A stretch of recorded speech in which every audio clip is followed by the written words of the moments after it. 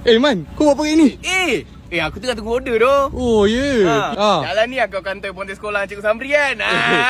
Man, kau pun lebih kurang je lah, Man. Kau sampai hampir nak kena buang sekolah. Lepas tu banyak sekolah tak terima kau. Aku betul lah ada ni order masuk. Ah. Tak apa. Sekejap lagi kita jumpa. Jadi kita lepak balik. Sampai dah Kau tak buat apa?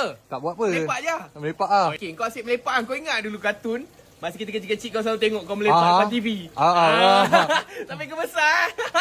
Daripada kau datang rumah aku menumpang tengok TV. Rumah kau mana ada TV?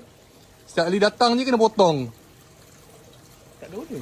Kau tengah tunggu order. Ya tu, aku tengah tunggu order ni lah. Phone baru Ni lah phone Vivo Y31s 5G. Oh yo. Senang tu pakai ni. Tapi dulu aku teringat tu masa kita sekolah tu kan. Kau punya phone yang ikat-ikat pakai getah tu. Dan kau tak ada phone, pakai pun phone mak bapak kau. Tak balik sekolah pun pakai public phone. Kau call. Tu pun pakai duit aku pinjam. Aku rasa aku ada order lah.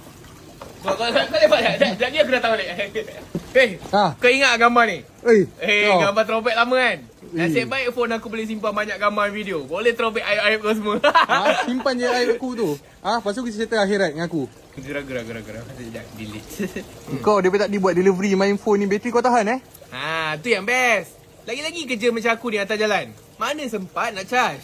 Kira tak payah bawa power bank lah bateri tahan. Bro, dengan phone Vivo Y31s 5G ni always on bro.